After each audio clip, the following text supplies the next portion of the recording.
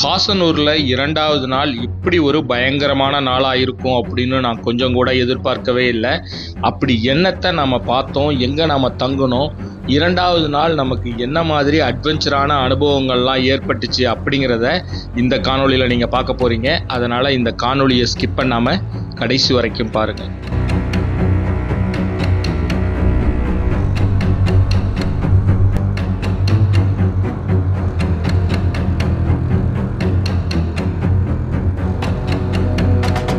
தங்கியிருக்கிற வீட்டுக்கு பக்கத்தில் ஏத்தாப்புல நாம் நிற்கிற இடத்துல யானை நின்று எல்லாம் துரத்தி விட்டாங்க.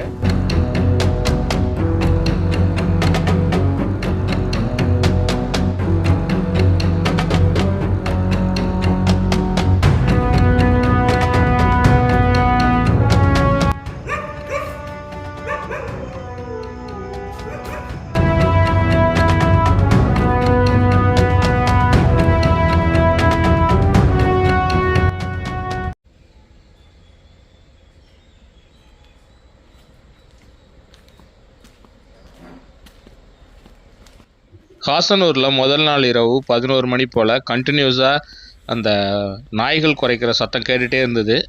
நான் லாஸ்ட் வீடியோவில் கூட நீங்கள் பார்த்துருப்பீங்க.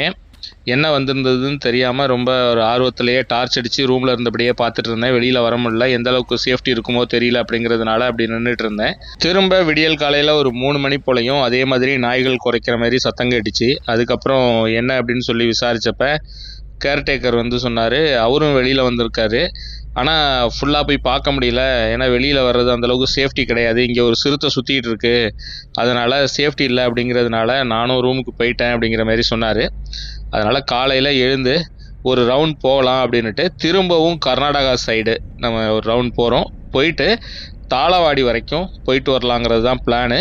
இது வரைக்கும் தாளவாடி நமக்கு பெரிய லெவலில் கை கொடுத்ததில்ல. இந்த வாட்டி ஒரு நம்பிக்கையில் நம்ம தாளவாடிக்கு போகிறோம். எந்த அளவுக்கு இந்த தாளவாடி பயணம் நமக்கு ஒரு அட்வென்ச்சர் பயணமாக இருக்க போகுது அப்படிங்கிறத தெரிஞ்சிக்க வீடியோவை தொடர்ந்து பாருங்கள்.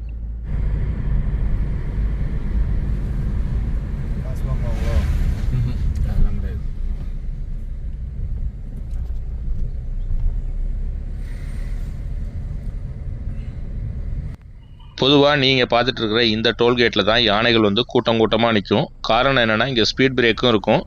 டோல் சார்ஜஸ் வசூல் பண்ணுறதுக்காக இந்த இடத்துல வண்டி எல்லாத்தையும் நிறுத்துறதுனால அதுக்கு ஈஸியாக கரும்பை எடுக்கிறதுக்கு ரொம்ப வசதியாக இருக்கிறதுனால கரெக்டாக அது சூஸ் பண்ணி இந்த இடத்துல தான் கூட்டம் கூட்டமாக நிற்கும். நாம் நேற்று ஈவினிங் வந்தப்போ இந்த இடத்துல இல்லை, இப்போ நீங்கள் பார்த்துட்டு இருக்கிற இந்த போர்டுக்கு பின்னாடி ஒரு 50 மீட்டரில் தான் யானைகள் கூட்டமாக நின்றுட்டு இருந்தது. ஒரு 4 யானை இந்த இடத்துல இருந்தது. கூட்டமாக பார்த்த யானை இன்னும் கொஞ்சம் தூரம் தள்ளி இருந்தது. அந்த மாதிரி யானைகள் ஏதாவது இந்த கால நேரத்தில் இருக்கான்னு பார்க்கறதுக்காக தான் இப்போ நம்ம போய்கிட்டு இருக்கோம்.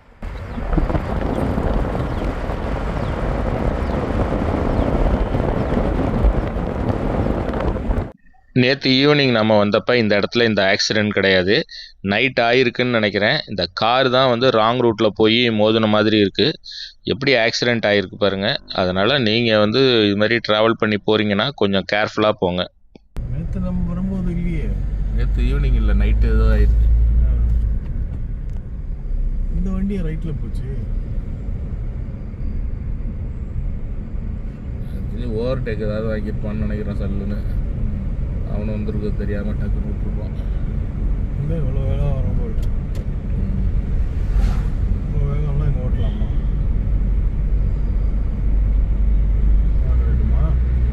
ஸ்லோ பண்ணுங்க. 2 கார் நிற்குது. Something fishy.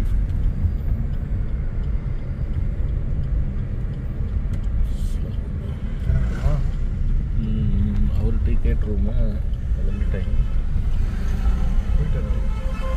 ரைட் சைடு பாருங்க.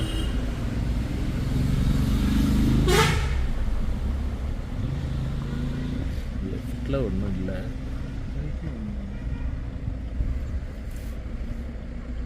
குரங்கு தான் இருக்குது. வந்ததுக்கு நான் ஒன்றையாவது எடுத்துக்கிறேன். இது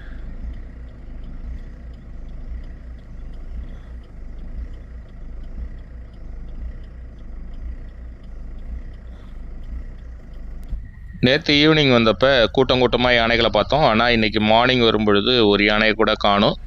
நாம் இப்போது கர்நாடகாவை தாண்டி திரும்பவும் தமிழ்நாடுக்குள்ளார என்ட்ரு ஆகிறோம்.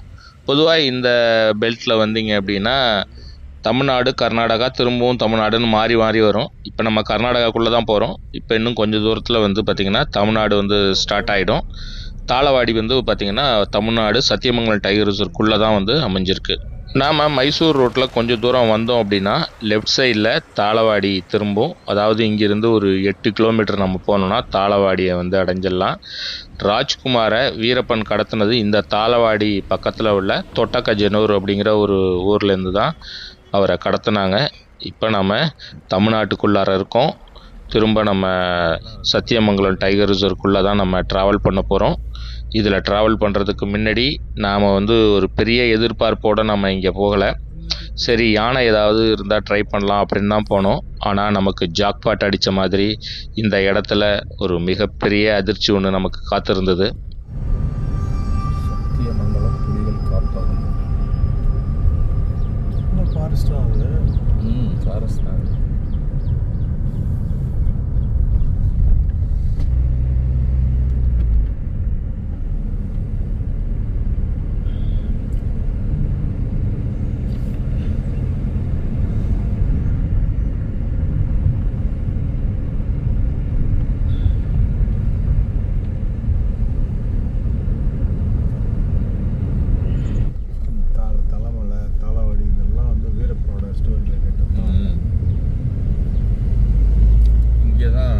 தாளவாடி பக்கத்தில் தொட்டகஜனூர்னு ஒரு இடத்துல தான் வீரப்பன் வந்து ராஜ்குமாரை கடத்தினது.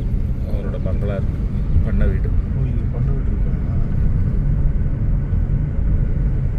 அவரும் வந்து தொக்க மாட்டிக்கிட்டாரு. அவருமே தொக்கா வந்து மாட்டிக்கிட்டாரு பண்ண வீட்டுக்கு வந்து. எப்பயுமே வர்றது தான் அங்கே.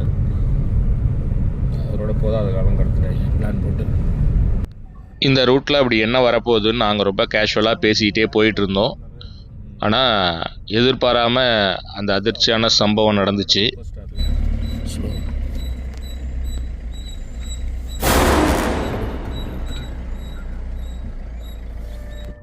நாங்கள் பேசிக்கிட்டே போயிட்டுருக்கோம். திடீர்னு பார்த்தா லெஃப்ட் சைடில் சிறுத்தை ஒன்று நிற்கிற மாதிரி இருந்தது.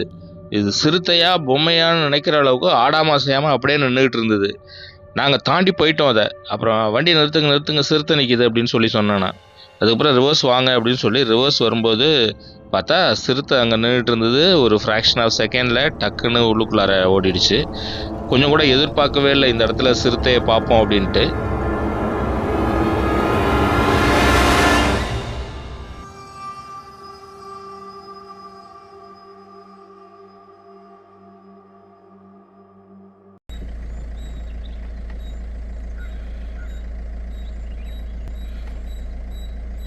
ரெடி போங்க.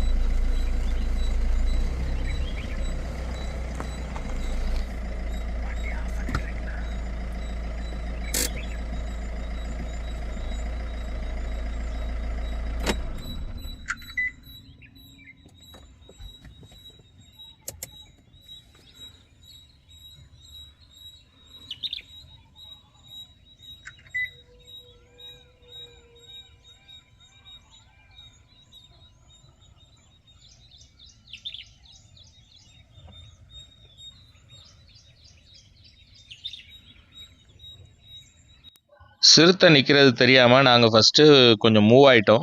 அதுக்கப்புறமா தான் வண்டியை நிறுத்த சொல்லிவிட்டு திரும்ப ரிவர்ஸ் வரும்போது சரி அதுக்குள்ளார ஓடிரும் அப்படின்னு தான் நினச்சி வந்தேன். ஆனால் திரும்பி வர்ற வரைக்கும் அது நின்றுக்கிட்டே இருந்தது. கொஞ்ச நேரம் பார்த்துட்டு இருந்துட்டு அதுக்கப்புறமா உள்ளுக்குள்ளார ஓடிடுச்சு. சரின்னு கொஞ்சம் ஓரம் கட்டிட்டு சரி வருதான்னு சொல்லிட்டு வண்டியெலாம் ஆஃப் பண்ணிவிட்டு வெயிட் பண்ணோம்.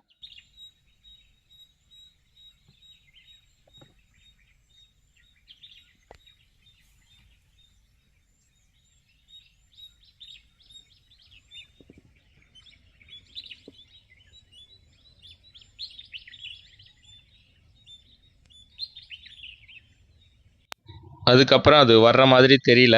சரி நம்ம இதுக்கப்புறம் இங்கே வெயிட் பண்ணுறது வேஸ்ட்டு அப்படின்ட்டு அதுக்கப்புறம் நாம் கிளம்பி தாளவாடி வரைக்கும் போனோம். போயிட்டு அதுக்கப்புறம் நம்ம திரும்பி ரிட்டர்ன் வந்தோம். திரும்பி ரிட்டர்ன் வர்ற வரைக்கும் நமக்கு வேறு எதுவும் சைட்டிங் ஆகலை.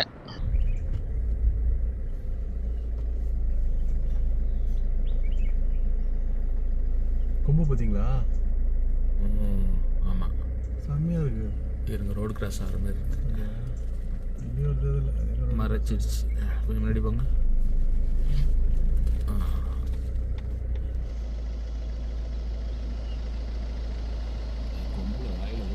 கரும்பு மாதிரி இருக்கு.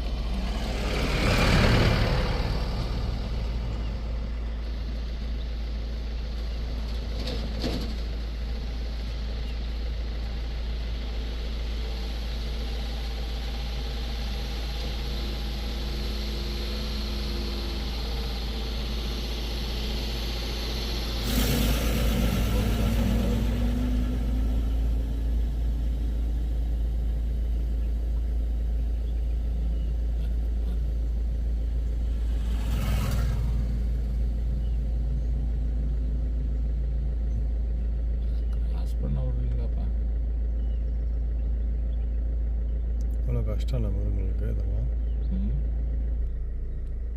பண்ணி போயில கிராஸ் பண்ணிட.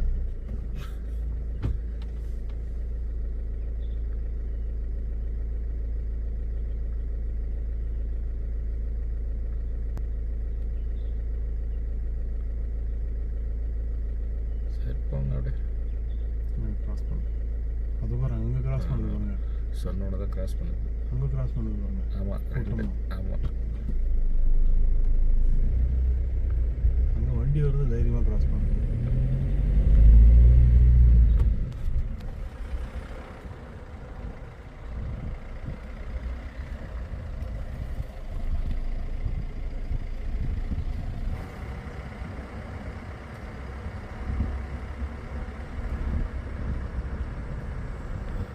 அப்படியே அடிபட்டு கிடக்கு, சுற்றி சின்ன பண்ண மாதிரி கிடக்கு. அவன் தான் கண்ணாமலான்னு வந்திருக்கிறான். அங்கே சைட்லேருந்து ஏறி பாருங்க, தக்காளி பாருங்க எவ்வளோ கிடக்கு. அவன் அப்படி வந்திருக்கிறான், ஏதாவது சரக்கு இருக்கு போட்டுருக்கான். இன்னைக்கு தாளவாடி போனதில் ஒரு சூப்பர் சைட்டிங் கிடச்சிது. உண்மையிலே லெப்பர்ட் பார்ப்பேன்னு கொஞ்சம் கூட நான் எதிர்பார்க்கல. அதிகபட்சம் யானை ஏதாவது நின்றுட்டு இருந்தால் பார்க்கலாம் அப்படின்னு தான் அங்கே போனது. ஏன்னா சமீபமாக வந்து தாளவாடி பகுதியில் தான் வந்து யானைகள் அதிகமாக சுற்றுறதா செய்திகள் வந்துட்டு இருந்தது. அதனால் சரி ஒரு ட்ரை பண்ணுவோன்னு தான் போனேன். ஆனால் யானை ஒன்று கூட பார்க்க முடியல. நமக்கு அதிர்ச்சி விட்டும் விதமாக லெப்பர்டு பார்த்தோம். லெப்பர்டை பார்த்துட்டு திரும்பி வரும்பொழுது பார்த்தா ஒயில்டு போரும் பார்த்தோம். நம்ம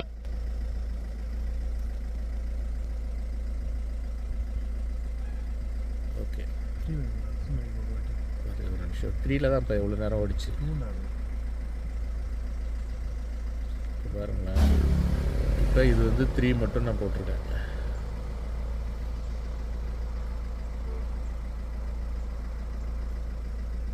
ஓகே, அடுத்தது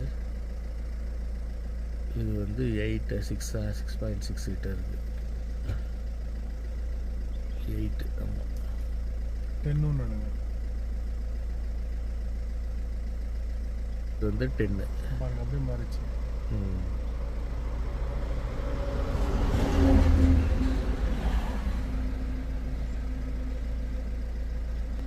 திரும்பி வரும்பொழுதும் நிறைய கரும்பு ஏற்றிட்டு வர லாரிகள் வந்து காலையிலேயே வந்து நிறையா அணிவகுத்து நின்றுச்சு செக் போஸ்ட்டுக்கிட்ட. சரி யானைகள் திரும்பவும் வந்துடுச்சா நம்ம திரும்பி வர்றதுக்குள்ளார அப்படின்னு சொல்லி பார்த்தா யானை இல்லை, ஆப்போசிட்டில் தான் வண்டி வந்துட்டு இருந்தது. நம்முடைய காலை நேரத்து ஓன் சஃபாரியை முடிச்சுட்டு திரும்ப ரூமுக்கு வந்து செக் அவுட் ஆகிட்டு திரும்ப நாம் இதே ஹாசனூரில் நம்ம இன்னொரு இடத்துல போய் தங்க போகிறோம். அது நம்ம நண்பரோட கெஸ்ட் ஹவுஸ் தான். அங்கே போய் நம்ம தங்க போகிறோம். அங்கே வந்து பொதுவாக யானைகள் ரெகுலராகவே வரும். நானே ஏற்கனவே ஒரு வாட்டி அங்கே நின்றுட்டு இருந்ததை பார்த்துருக்கேன். ஸோ ஒரு அட்வென்ச்சராக இருக்கும். அது மட்டும் இல்லாமல் ஒரு லெப்பர்டு டெரிட்டரி தான். நியர்பை வந்து பார்த்திங்கன்னா லெப்பர்டு டெரிட்டரி. ஸோ இங்கேயும் வந்து லெப்பர்டு வரும் அப்படின்னாங்க. அதனால் சரி நம்ம ஏற்கனவே உள்ள அந்த புல்லன் புஷ் ரெசார்ட்டை வந்து செக் அவுட் பண்ணிவிட்டு இப்போ இந்த கெஸ்ட் ஹவுஸ்க்கு வந்து நம்ம போகிறோம். நானே அடிப்போன்னு பார்த்தா கரெக்டாக அவரே கூப்பிட்டாரு. சிக்னல் பாருங்க, போடுங்க.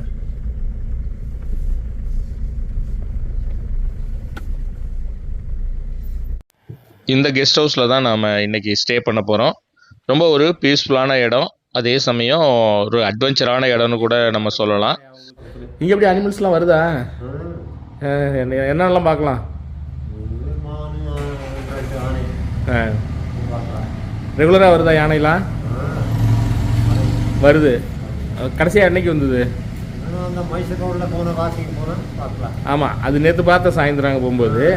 இங்கே நம்ம இதுக்கு பக்கத்தில், ரூம் பக்கத்தில் கடைசியாக என்னைக்கு பார்த்துருப்பீங்க? முந்தானத்தா? நைட்டு வந்ததா? வேறு ஏதாவது சிறுத்தை வரும் எப்பயாவது வந்துட்டு போவோம். சரி சரி. இங்கேருந்து எவ்வளோ நேரம் ஆகும் இதுக்கு, பிஜி பாலியா சஃபாரி போகிறதுக்கு? 1.5 மணி நேரம் ஆகும். சரி சரி. நம்ம அந்த இதெல்லாம் திபெத்தியன் இதெல்லாம் பார்த்துட்டு போனால் இன்னொரு 1/2 மணி நேரம் எக்ஸ்ட்ரா ஆகும். சரி சரி, வரட்டுங்களா? சரி, ஏதாவது நான் கூப்பிட்றேன் உங்களுக்கு.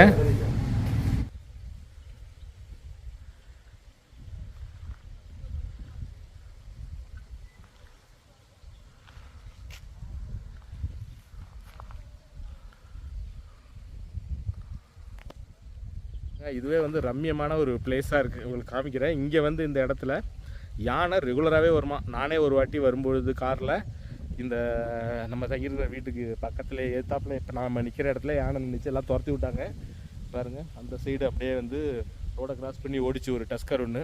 அதுமாதிரி ரெகுலராகவே யானை வருமா. சிறுத்தை சம்டைம் வருமா. அது அங்கே ஷெட்டு இருக்குது பாருங்கள், அது மேலெலாம் வந்து உட்காந்துருக்குமா.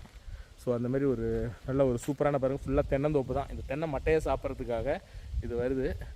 ஸோ அதனால் இன்றைக்கி ஒரு நல்ல லொக்கேஷனில் தங்கியிருக்கேன். ஸோ இன்றைக்கி எப்படி அட்வென்ச்சராக இருக்குதுன்னு தெரியல. நாம் இப்போ என்ன பண்ண போகிறோம்னா பிஜி பாலியா சஃபாரி போக போகிறோம். அந்த சஃபாரி ஸ்டார்ட் பண்ண அன்றைக்கி ஃபஸ்ட்டு நம்ம தான் வந்து போனோம். அதுக்கப்புறம் ரொம்ப வருஷத்துக்கு அப்புறம் 2 வருஷத்துக்கு அப்புறம் திரும்பவும் நான் பிஜி பாலியா சஃபாரி நம்ம போக போகிறோம். ஸோ எந்த அளவுக்கு சைட்டிங் இருக்குதுன்னு தெரில. இப்போ நம்ம போகக்கூடிய ரூட்டே பார்த்திங்கன்னா செம்ம அட்வென்ச்சரான ரூட்டு. அதாவது நம்ம கொலைகால் ரூட்டுங்கிறது கேர்மாலம் வழியாக, கேர்மாலம் செக் போஸ்ட் வழியாக பகல்லே வந்து சிறுத்தை டைகர்லாம் கூட சம்டைம் பார்த்துருக்காங்க. நைட்லாம் வந்து பார்த்திங்கன்னா யானை கூட்டமாக அங்கே வந்து நிற்குமா. நம்ம புல்லன் புஷ்ஷில் தங்கியிருக்கும் போது சொன்னாங்க, இன்றைக்கி காலையில் போனாங்களாங்க.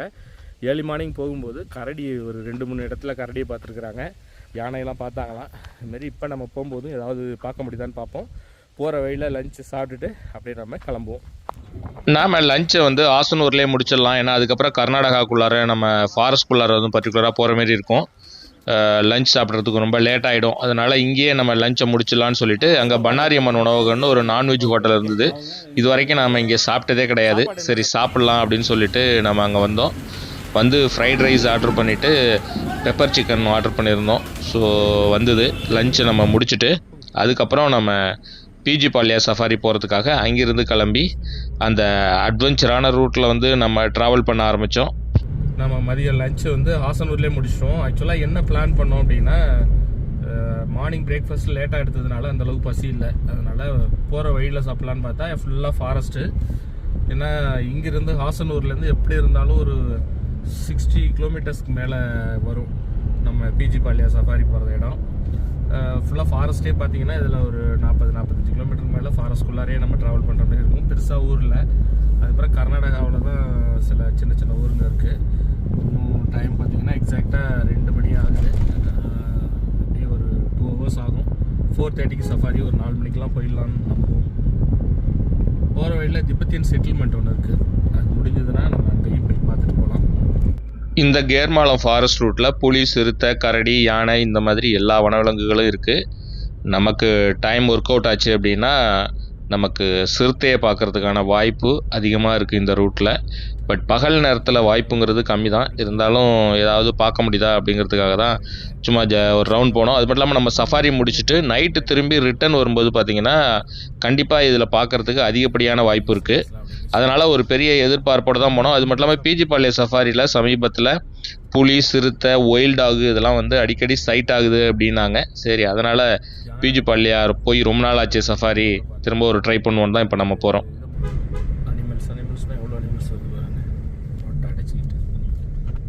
வித்தியாசம் தான் domestic animals. Anakkarai GTR middle school. இது ஒரு வில்லேஜ்.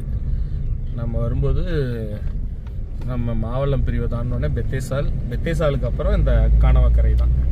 2 வில்லேஜ் தான் இருக்குது இடையில. அடுத்தது எனக்கு தெரிஞ்சு கேர்மாலம் செக் போஸ்ட் தான் வரும்னு நினைக்கிறேன். இதுதான் திரும்ப இந்த ரெசார்ட் தான்ல. இது பேர் என்னமோ தான்.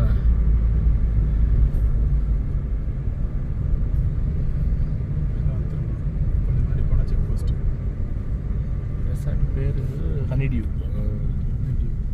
ரெசார்ட். வனச்சர கேர்மாலம்.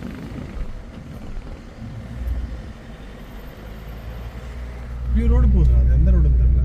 அது கடம்பூர் போகிறது. அப்படியா?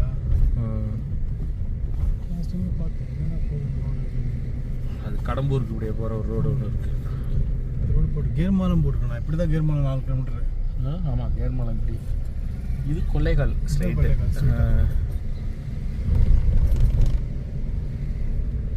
இங்கே செக் போஸ்ட் பக்கத்துலேயே புலி ஒன்று ஒரு வாட்டி கிராஸ் ஆச்சு. ஆமாம், பகலில் ஈவினிங் வனவிலங்குகள் நடமாடும் பகுதி. இது கூட கர்நாடகாவா? அந்த பக்கம் கேர்மாலான்னு போட்டு எவ்வளோ டிஸ்டன்ஸ் போட்டிருந்தது? 4 கிலோமீட்டர்ஸ். அதான் ஊருக்குள்ளார போகிறதா இருக்கும். எனக்கு தெரிஞ்சு கேர்மாலம் போய் அப்படியே கடம்பூர் போகிற ரூட்டு அதுவாக இருக்கும். இப்போ இதுதான் மலை ஓரமாலாம் போவோம். ரொம்ப குட்டி ரோடில் போவோம். இதெல்லாம் போவோம்.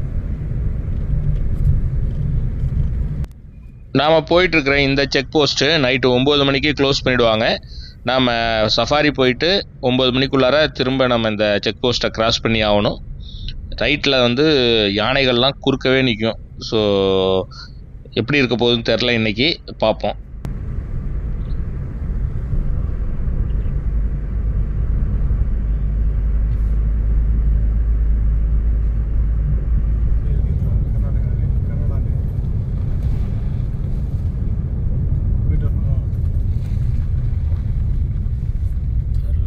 என்ட்ரி போடணுமா? ஆமாம், அதை கீழே இறக்கி வச்சுருக்காங்க. என்ட்ரி போடணுமா? நாம் கர்நாடகா ஃபாரஸ்ட் விட்டு இப்போ வெளியில் வந்துட்டோம். இந்த ஸ்ட்ரெச்சில் பார்த்தீங்கன்னா தமிழ்நாட்டோட ஃபாரஸ்ட் ஏரியா தான் வந்து மிகவும் அதிகமான அளவில் இருக்கும். கர்நாடகா வந்து பார்த்திங்கன்னா ஒரு சின்ன தூரம் தான் வந்து நம்ம கர்நாடகாக்குள்ளார ட்ராவல் பண்ணுற மாதிரி இருக்கும்.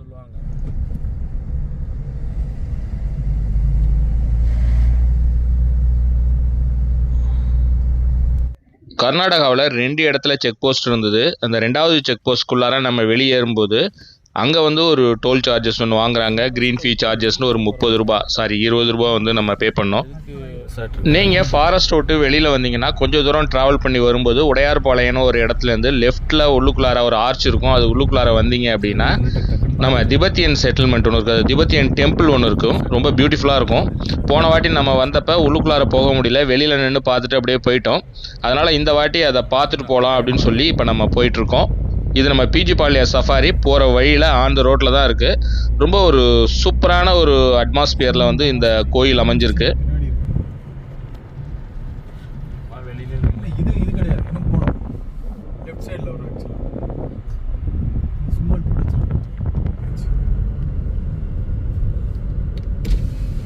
வண்டிக்கெல்லாம் பார்க் பண்ணுறோம். நீங்கள் புது விஷயம் ஃபஸ்ட்டு வந்து ஒன்றுமே இல்லை வந்து கோயில் பண்ண எவ்வளோ இருக்குமா?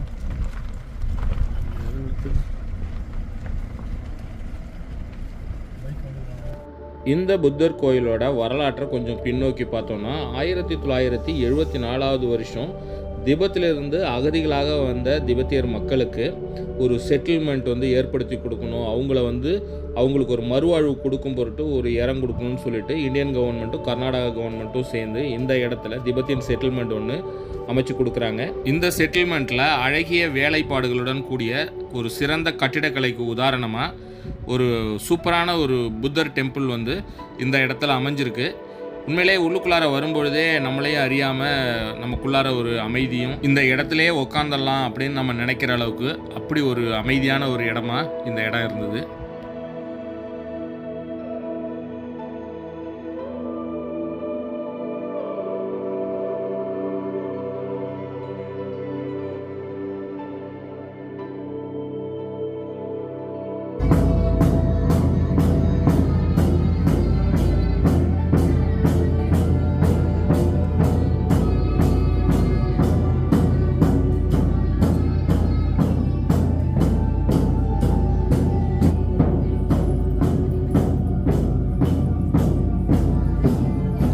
ஒரு 10 நிமிஷம் தான் நம்ம இந்த கோயிலில் இருந்திருப்போம். அப்படி ஒரு அமைதி, இடத்த விட்டு வர்றதுக்கே மனசு இல்லை. இருந்தாலும் சஃபாரிக்கு டைம் ஆகிடுச்சு அப்படிங்கிறதுனால நம்ம அங்கேருந்து கிளம்பணும். இந்த கோயில் வந்து பார்த்திங்கன்னா பிஆர் ஹில்ஸோட மலை அடிவாரத்தில் வந்து அமைஞ்சிருக்கு. ரொம்பவும் ரம்மியமான ஒரு இடத்துல வந்து இந்த கோயில் அமைஞ்சிருக்கு அப்படின்னு தான் சொல்லணும். நமக்கு இங்கேருந்து பிஜி பால்யா போகிறதுக்கு ஒரு 1/2 hour ஆகும். நம்ம போயிட்டோம் அப்படின்னா இந்த சஃபாரிக்கு டேரெக்டாக அங்கே போய் தான் வந்து நம்ம டிக்கெட்டை எடுக்கிற மாதிரி இருக்கும். ஆல்ரெடி நம்ம ஃபோன் பண்ணி அவங்களுக்கு இன்ஃபார்ம் பண்ணிட்டோம், அதனால் எடுத்து வச்சுருந்தாங்க. இப்போ நம்ம நேராக அங்கே போகிறோம். வீக் டேஸு வீக்கெண்ட்லலாம் எப்படி இருக்குன்னு தெரியல. உங்களுக்கு அங்கே போனதுக்கப்புறம் இதோட ரேட்டு, இந்த சஃபாரி போகிறதுக்கான சார்ஜஸ் வந்து நான் அங்கே போனதுக்கப்புறம் உங்களுக்கு நான் சொல்கிறேன். Welcome and adventure life time. Adventure இருக்குமா? போய் பார்ப்போம். நீங்கள் பார்க் பண்ணிக்கலாமா? அதில் அப்படி ரைட்லேயே பார்க்க. நம்ம பிஜி பால்யா சஃபாரிக்கு வந்திருக்கோம். லோக்கனஹள்ளி அப்படிங்கிற ஒரு இடத்துல தான் வந்து இந்த சஃபாரி பாயிண்ட் இருக்குது. ஏறக்குறைய நம்ம வந்து ஒரு 2 மணிக்கு கிளம்பணும். இப்போ வந்து 4 மணி ஆகுது. ஆக்சுவலாக 1.5 மணி நேரத்தில் அங்கேருந்து இங்கே வந்துடலாம்.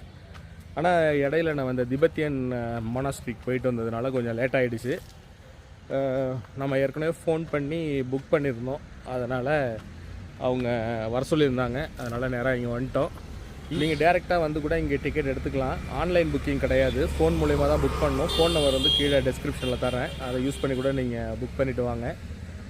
இங்கே ஆன்லைன் புக்கிங் கிடையாது. அதுமாரி டேரெக்டாக வந்து கூட புக் பண்ணலாம். ஆனால் டேரெக்டாக வந்தால் டிக்கெட் கிடைக்கும்னு சொல்ல முடியாது. இப்போ கூட 2-3 பேர் வந்தாங்க, அவங்களுக்கு டிக்கெட் எதுவும் இல்லை. ஹாய். அவங்களுக்கு டிக்கெட் இல்லை அப்படின்னு சொல்லி திருப்பி அனுப்பிட்டாங்க. ஸோ இப்போ நம்ம வந்து வெயிட் பண்ணுறோம். 4:30 மணி சஃபாரி, மணி 4:10 ஆக போகுது. கொஞ்சம் நேரம் வெயிட் பண்ணோம் அப்படின்னா சஃபாரி போகலாம். 2வது வாட்டியாக நம்ம இங்கே சஃபாரி போகிறதுக்காக வந்திருக்கோம். எப்படி இருக்குங்கிறத நீங்கள் பாருங்கள். கடைசி வரைக்கும் பார்த்துட்டு இந்த சஃபாரி எக்ஸ்பீரியன்ஸ் எப்படி இருக்குன்னு சொல்லுங்கள். இங்கே சஃபாரி போகிறதுக்கு ப்ரைஸ்ன்னு பார்த்தீங்கன்னா இங்கே வந்து ஒரே மாதிரியான சஃபாரி மட்டும்தான். ஜீப் சஃபாரி மட்டும்தான். பஸ் சஃபாரி, கேண்டர் சஃபாரி இந்த மாதிரி எதுவுமே கிடையாது. அதனால் ஜீப் சஃபாரி பார்த்திங்கன்னா ஒரு ஜீப்பில் 6 பேர் போகலாம். பர் பர்சன் வந்து 400 ரூபாய் வந்து ஒரு ஆளுக்கு வந்து சார்ஜ் பண்ணுறாங்க. ஸோ இதுதான் நம்ம இப்போ சஃபாரி ஸ்டார்ட் பண்ண போகிறோம்.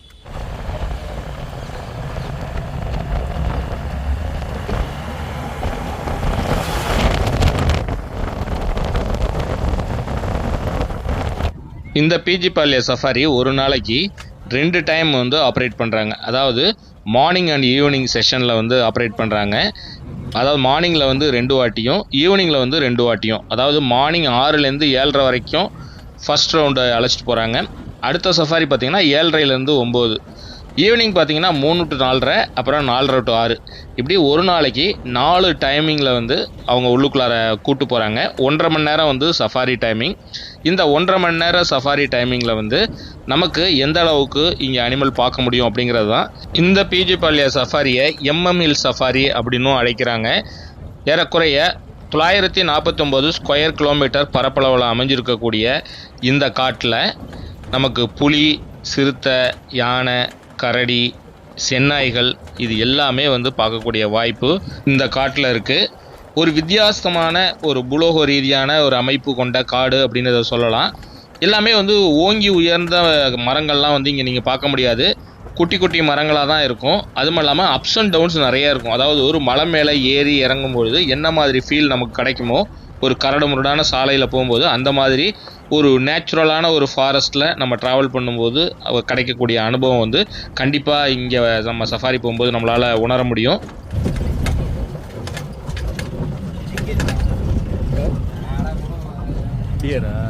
ஓகே.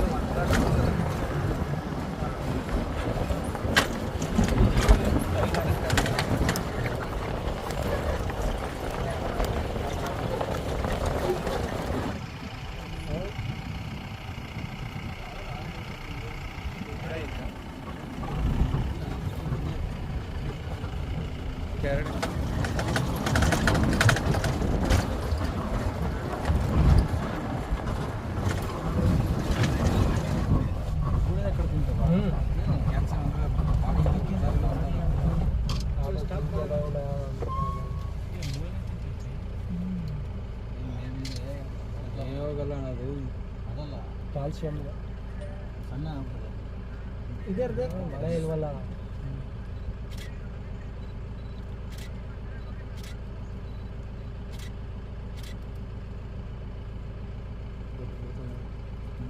ಬಿಟ್ಕೊಡ್ದು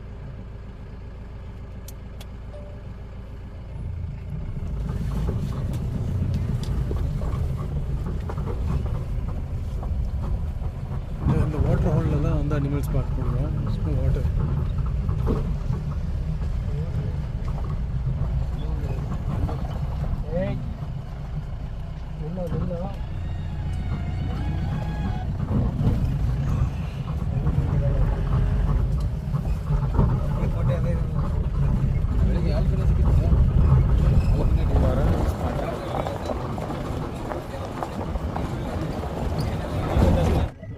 நாங்கள் போயிட்டு இருக்கும்பொழுது ஒரு இடத்துல புலி டாய்லெட் போய் வச்சுருந்தது. ஆனால் புலியை பார்க்க முடியல. அதுக்கு பதிலாக அது போட்ட டாய்லெட்டை தான் நம்மளால் பார்க்க முடிஞ்சுது. நாங்கள் ஒரு இடத்துக்கு போயிட்டு இருக்கும்பொழுது கொஞ்சம் கூட எதிர்பார்க்காத விதமாக அந்த இடத்துல ஏகப்பட்ட வைல்ட் டாக் நின்றுட்டு இருந்தது. ஏறக்குறைய ஒரு 10க்கும் மேற்பட்ட வைல்ட் டாக் வந்து ஒரே இடத்துல நின்றுட்டு இருந்தது.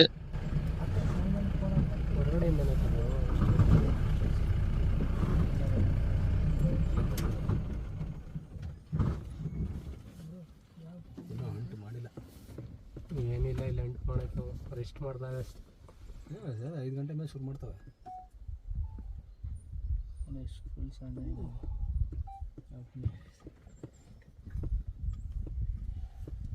ಯಾರು ಮಾಸ್ಟರ್ ಮೇಲೆ ಅಟ್ಯಾಕ್ ಮಾಡಲ್ಲ, ಒಬ್ಬನೇ ಮೇಲೆ ಬಿಟ್ಬಿಡಲ್ಲ. நாம போன ஜீப் டிரைவர் என்ன சொன்னாருன்னா, அது மானை ஹண்ட் பண்ணுறதுக்காக தான் அந்த இடத்துல வெயிட் பண்ணிட்டு இருக்கு. ஏன்னா இது உட்காந்து இந்த இடத்துக்கு எதிர்த்தாப்புல ஒரு குட்டை மாதிரி ஒரு இடம் இருந்தது. மேபி அந்த இடத்துக்கு மான்கள் தண்ணி குடிக்க வரலாம் அப்படிங்கிறதுனால வெயிட் பண்ணுதா என்னான்னு தெரியல. கண்டிப்பாக இது ஹண்டிங்காக தான் வெயிட் பண்ணுது அப்படிங்கிற மாதிரி சொன்னார். இது அந்த ஒரு இடத்துலையே கொச்சன்னு எப்படி இருந்தாலும் ஒரு 15ஆவது இருக்கும்னு நினைக்கிறேன். ஒவ்வொரு இடத்துலையும் அப்படியே ஸ்ப்ரெட் பண்ண மாதிரி எல்லா இடத்துலையுமே இருந்தது. அதாவது ஏற்கனவே நம்ம வீடியோ பார்க்குறவங்களுக்கு தெரிஞ்சிருக்கும், மிகவும் ஒரு ஆபத்தான ஒரு ப்ரிடேட்டர் வந்து இந்த ஒயில்ட் டாக் நம்ம சொல்லலாம். ஏன்னா உயிரோடு இருக்கும்போதே கடித்து கொதறி ஒவ்வொரு பார்ட்டாக எடுத்து சாப்பிட ஆரம்பிச்சிடும். அந்த மாதிரி ஒரு ரொம்ப கொடூரமாக வந்து கொல்லக்கூடிய ஒரு ப்ரிடேட்டர் தான் இந்த ஒயில்ட் டாக்.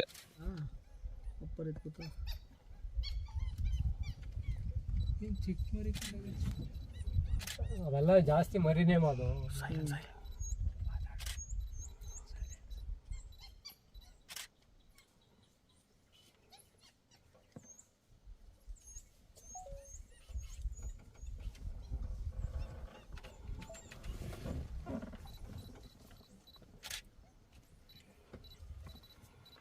ಊಟ ಆಯ್ತಾ?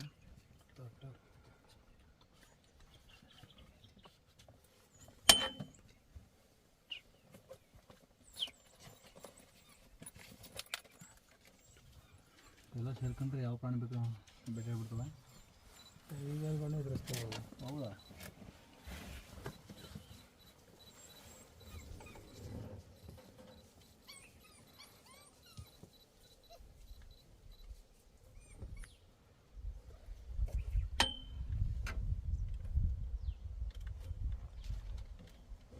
ಸ್ಕ್ಯಾಚ್ ಮಾಡ್ತಾರೆ ಸ್ಕೆಲ್ಲು.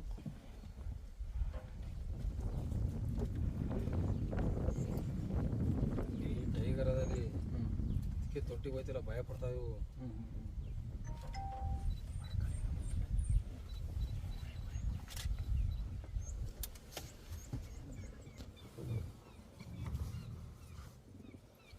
ಎಣ್ಣೆ ಜಾಸ್ತಿ ಅಲ್ಲ, ಎಣ್ಣೆ ಜಾಸ್ತಿ ಅದೇ ಮರಿ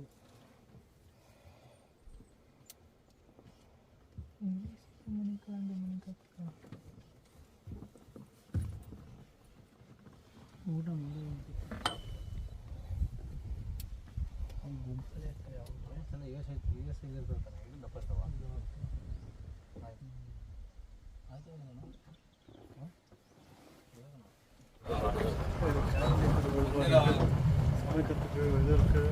ಎಷ್ಟು ಹೋಗೋ ಅಷ್ಟೇ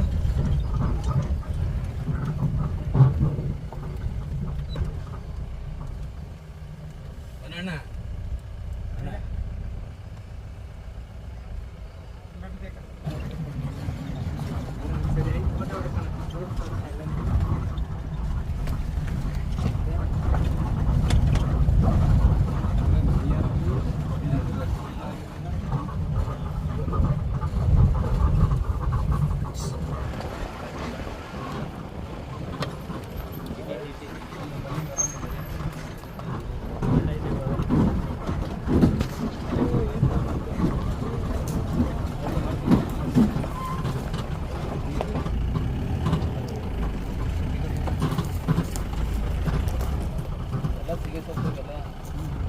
ಸೊಪ್ಪಲ್ಲಿ ಬಂದಿದ್ದು ಇದು ಸೀಗೆ ಸೊಪ್ಪು ಬೆಳಿಗ್ಗೆ ಸೀಗೆ ಸೊಪ್ಪು.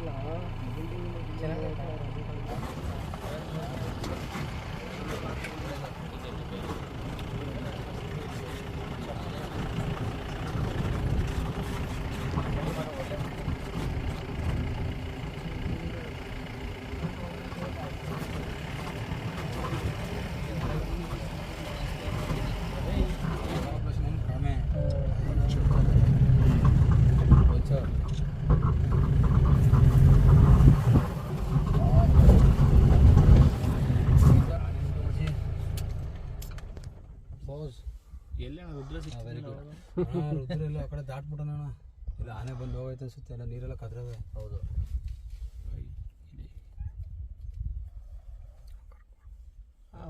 ಆನೆ ಬಂದು ಹೋಗೈತೆ ಎಲ್ಲ ನೀರೆಲ್ಲ ಕೊಳ್ಚಿ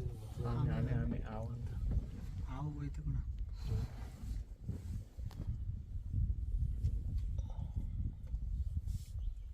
ಅಣ್ಣ ಕಟ್ಟೆಗಳು ನೀವೇ ನೀರು ಹಾಕ್ತೀರಾ? ಎಲ್ಲಿ ಅಲ್ಲಿ ಬೇಸಿಗೆ ಟೈಮಲ್ಲಿ ಹಾಕ್ತೀರಾ? ಹಾಂ ಬೇಸಿಗೆ ರನ್ನಿಂಗ್ ಆ ಕಡೆ ಏನೋ ನೋಡ್ತೈತೆ ಅದು. ಅದೇ ಹೇಳ್ಬೋದು ನಮ್ಮ ಮನುಷ್ಯರಿಗೆ ಅದೇ ಫ್ರೆಶ್ ಲಜ್ಜೆ ಹಾಕಿರೋದಲ್ಲ ಆ ಕಡೆ. ಹಾಂ ಅಲ್ಲಲ್ಲ ಬಂದು ಹೋಯ್ತು ಆನೆಗಳು ಬಂದು ಹೋಗವೆ ಯಾಕೆ ಬೆಟ್ಟಾವೆ.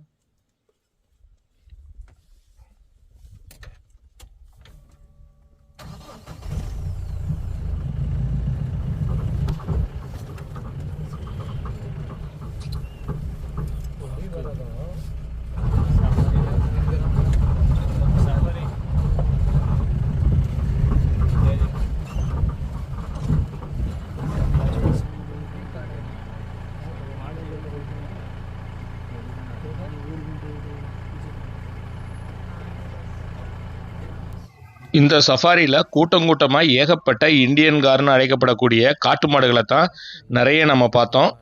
போகிற இடமெல்லாம் அதுதான் அங்கங்கே நின்றுட்டு இருந்தது. இதை தவிர வைல்ட் டாக் நிறையா பார்க்க முடிஞ்சுது, ஸ்பாட்டட் டியர் பார்க்க முடிஞ்சுது. யானையை எதிர்பார்த்து தான் வந்தோம். யானை இது வரைக்கும் பார்க்க முடியலன்னு நினச்சிட்டே இருந்தோம். பார்த்தா உள்ளுக்குள்ளார ஒரு யானை நின்றுட்டு இருந்தது. ஜஸ்ட் ஒரு லைட்டாக தான் தெரியுது. நீங்கள் பார்க்குற இடத்துல உள்ளுக்குள்ளார இருக்குது பாருங்கள், அந்த இந்தியன் காருக்கு பேக் சைடில் யானை உள்ளுக்குள்ளார நின்றுட்டு இருந்தது. வெளியில் வரும்னு கொஞ்சம் நேரம் வெயிட் பண்ணி பார்த்தோம். ஆனால் யானை வெளியில் வரவே இல்லை. அந்த புதர் மறைவிலே கொஞ்சம் நேரம் நின்றுட்டு இருந்துட்டு அப்படியே உள்ளுக்குள்ளார போயிடுச்சு.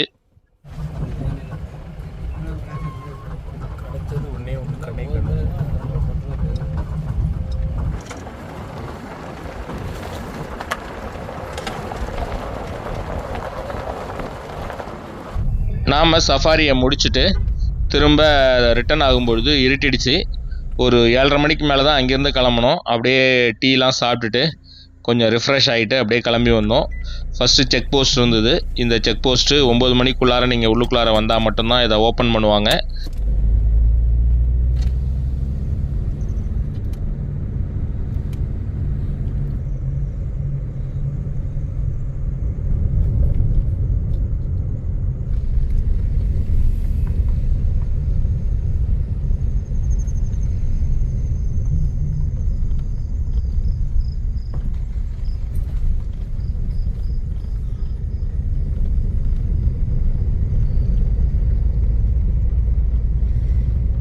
கர்நாடகா ஆனால் சின்ன பிட்டு தான்.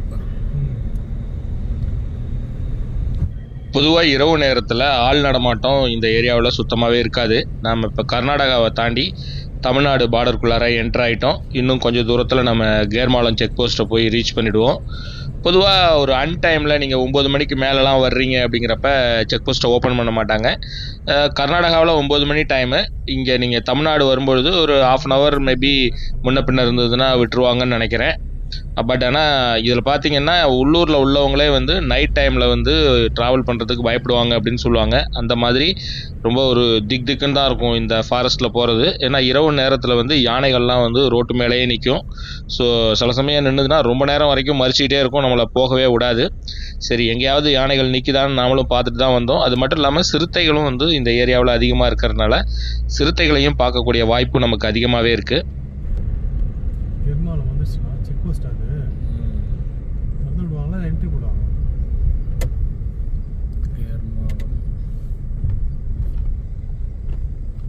வரும்போது நம்ம என்ட்ரியே போடல. என்ட்ரி போடல.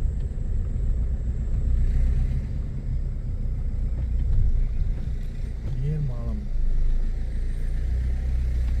அங்கன்னா ஃபேமிலி இங்கே ஊர் இங்கேருந்து ஸ்டார்ட் ஆகிடுது. நான் பாப்பாக்கு ஒரு டார்ச் எடுத்தேன். அது ஒரு தைரியத்தை கொடுத்தது பாப்பாக்கு. கடையெல்லாம் ஒரு இருக்குது. திருமணி ரிசார்ட்.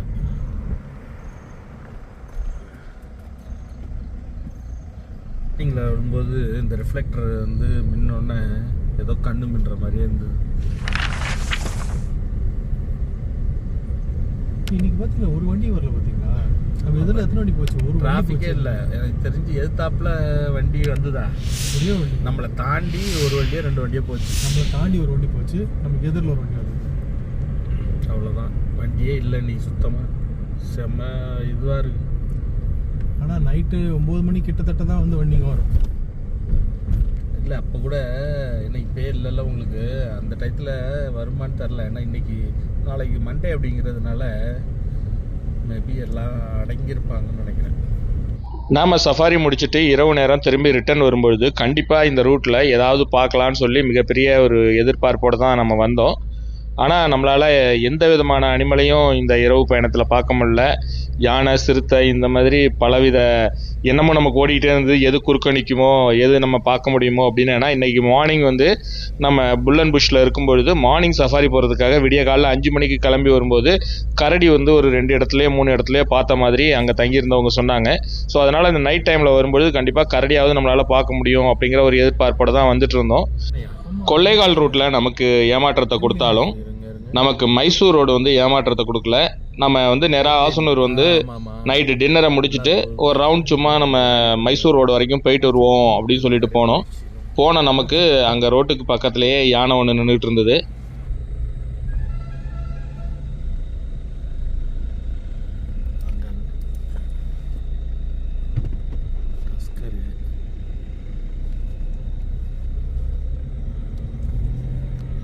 ஊருக்கு பக்கத்தில் நிற்கிது பாருங்க அந்த.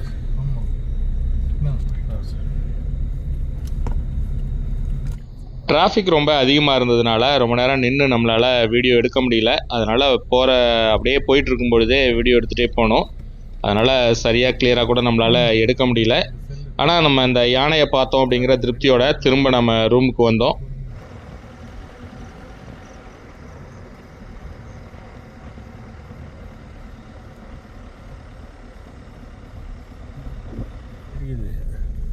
அங்கங்கே செவரு இருக்குல்ல, வரைவன் இருந்தா அது தெரியும்.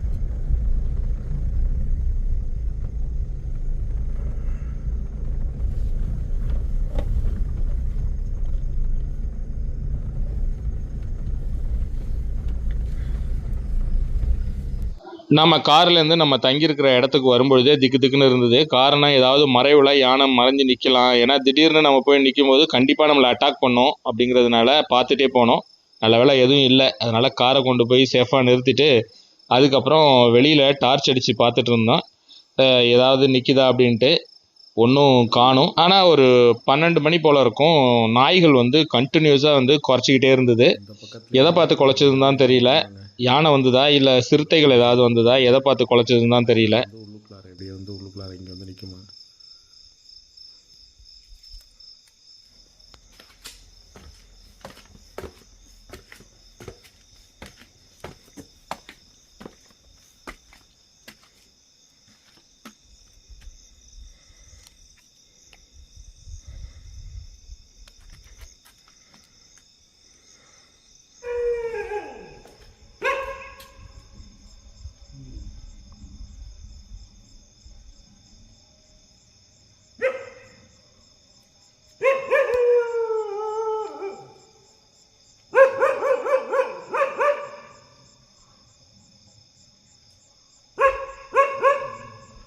எதையோ பார்த்து கற்றுதானே. வீட்டுக்கு நாய் தானே அது. மேலே நாய் தானே வீட்டு மேலே.